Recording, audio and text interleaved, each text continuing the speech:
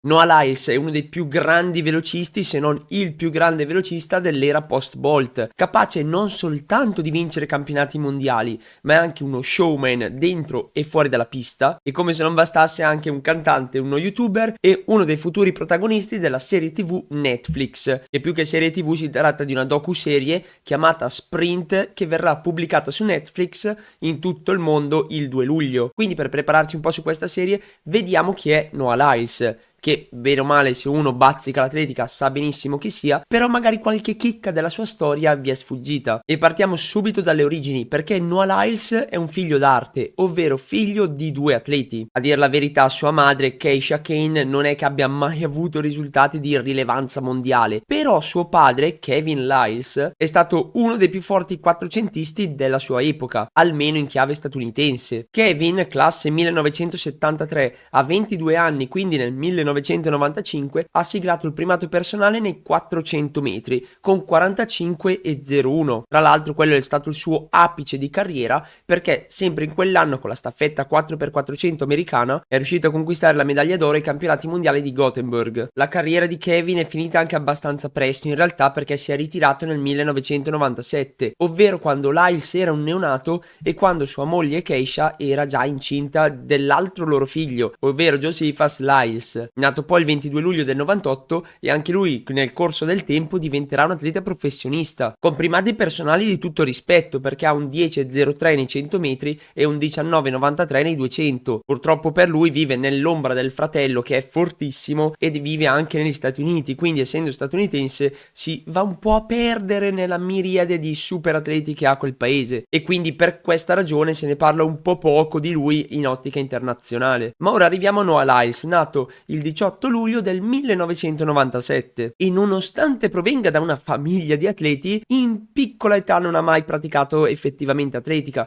perché il suo primo sport, che ha anche durato diversi anni, è stata la ginnastica artistica. Sarà soltanto dal 2009, ovvero all'età di 12 anni, che si dedicherà all'atletica, allo sport di mamma e babbo, ed effettivamente con le doti regalate dai suoi genitori si fa notare anche abbastanza presto, perché nel 2014 a 17 anni partecipa ai Giochi Olimpici giovanili, dove nei 200 metri non si limita a vincere ma stravince, addirittura rifila 4 decimi sul secondo arrivato, fermando il cronometro a 20,80. Per mettervi in prospettiva questo risultato, pensate che 20,80 sarebbe il record italiano under 18 nei 200 metri, visto che attualmente il nostro record italiano allievi è 20,92 realizzato da Filippo Tortu, e dove in tutta la storia italiana soltanto 3 atleti sono scesi sotto i 21 secondi prima dei 18 anni, e questo credo che basti a far capire quanto era già forte da giovane Lyles. L'anno successivo poi si cimenta addirittura anche nel salto in alto, dove salta 2,03 m, misura di tutto rispetto per carità, però in realtà nulla di eclatante per un under 20. Quindi fortunatamente è andato avanti poi con la velocità e non si è dedicato ai salti, anche perché proprio in quell'anno, nel 2015, ovvero il primo anno juniores se fosse stato in Italia, comincia ad avere dei fantastici tempi,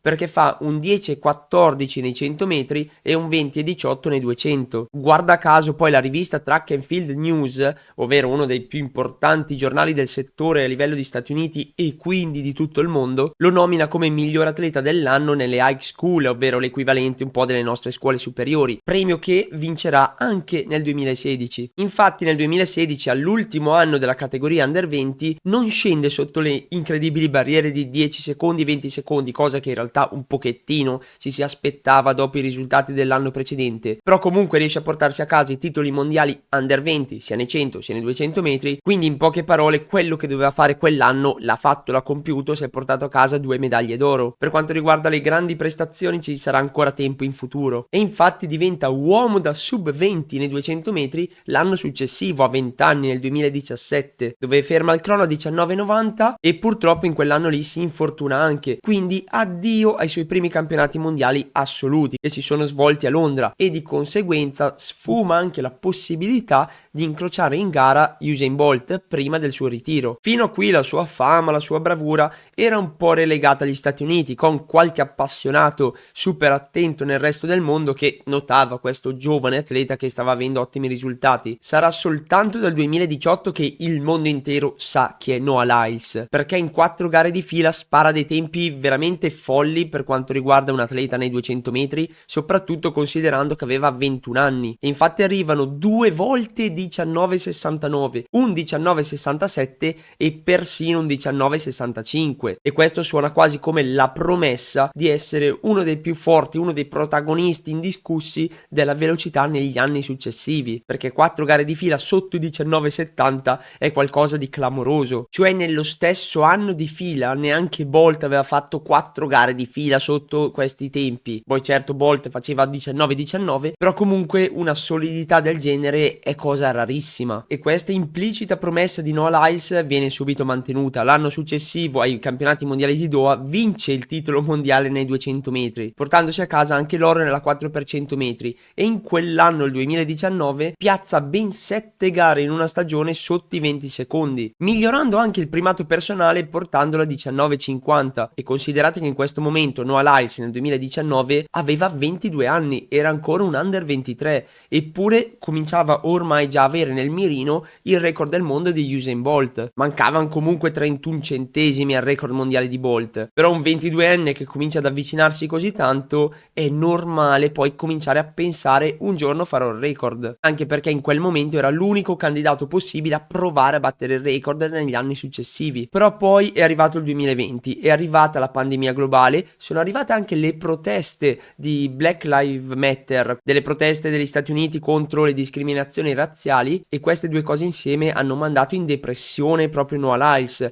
In quel periodo è diventato dipendente dai farmaci antidepressivi, perdendo di conseguenza peso e anche muscoli. Quindi la stagione 2020 è stata praticamente buttata via, ma non solo da Lyles, ma in tutto il mondo intero, anche se c'è una piccola chicca del 2020, perché a una certa Noah Lyles gareggia in un 200 metri e il cronometro segna 18,90. Tutti veramente basiti, sembrava una cosa incredibile, nuovo record del mondo, non soltanto record del mondo, ma addirittura sotto i 19 secondi. Però poi veramente molto presto si è scoperto che in realtà Lyles non aveva corso 200 metri, ma ne aveva corsi circa 185, perché stupidamente gli organizzatori avevano sbagliato a posizionare i blocchi, non li avevano messi ai 200 metri ma ai 185. Quindi di fatto per 10 minuti, 15 minuti, quelli che sono stati, il mondo intero pensava di aver avuto un nuovo record del mondo nei 200 metri e in realtà era solo un problema organizzativo. Addirittura considerando che ha corso 15 metri in meno, probabilmente questo tempo era addirittura sopra i 20 secondi, il che era anche in linea con il 2020 e con tutti i problemi che ha avuto Lyles in quell'anno. E questi problemi hanno avuto poi degli strascichi anche nel 2021, che non è stato un anno particolarmente esaltante per lui. Si è comunque portato a casa una medaglia di bronzo ai Giochi Olimpici di Tokyo, però arrivava da favorito e addirittura neanche partecipa ai Giochi Olimpici nei 100 metri, perché nei trials americani statunitensi, ovvero i campionati nazionali statunitensi che valgono per la selezione della squadra USA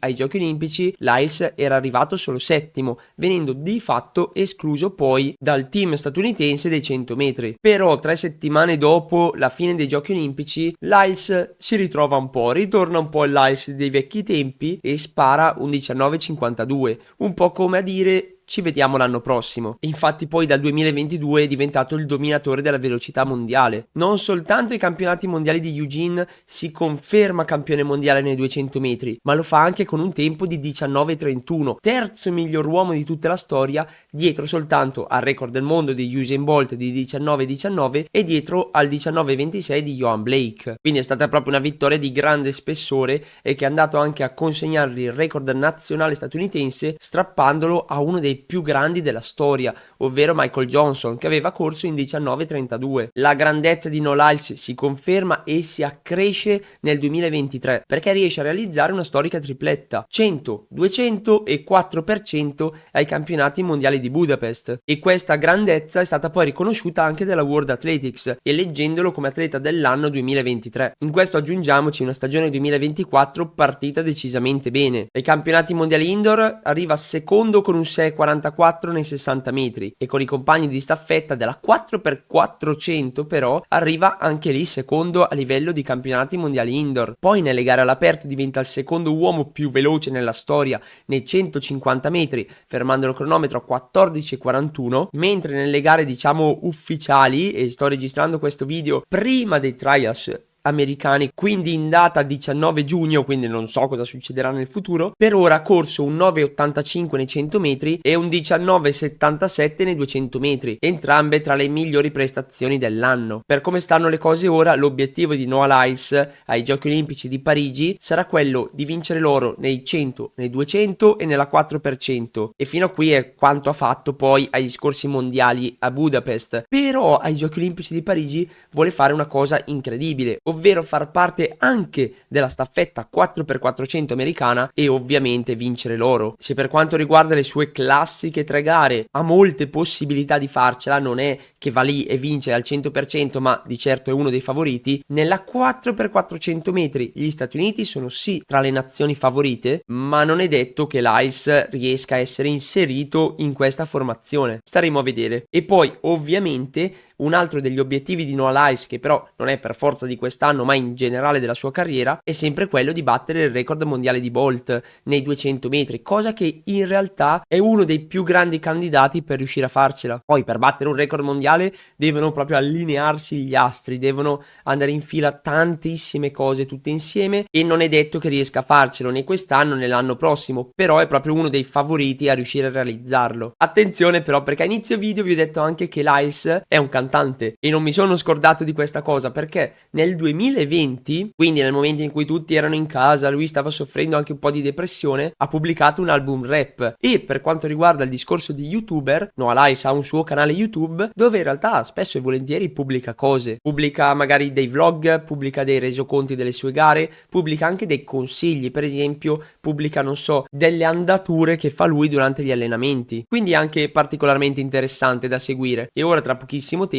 sarà anche uno dei protagonisti della serie Sprint su Netflix, che è una serie documentario in cui vengono seguiti diversi atleti di classe mondiale, soprattutto velocisti, anzi solo velocisti, visto che si chiama Sprint, e che sono stati seguiti durante la stagione 2023. Ora Noah Lyles ha comunque 27 anni, siamo proprio nel pieno della sua carriera agonistica, ha ancora tanti anni davanti di carriera e ora stiamo a vedere cosa combinerà, prima ai Trials Olimpici del 2024, poi ai Giochi Olimpici di Parigi e poi vedremo cosa arriverà in futuro. Se vi è interessato questo video vi ricordo di lasciare un mi piace, commentare e iscrivervi al canale nel caso non l'aveste ancora fatto. Vi ricordo che esiste la possibilità di abbonarsi a Pillole di Atletica per supportare attivamente questo progetto e far sì che io possa andare avanti negli anni con questa cosa qui, e come al solito buon divertimento agli allenamenti e buona fortuna alle gare. Bye bye!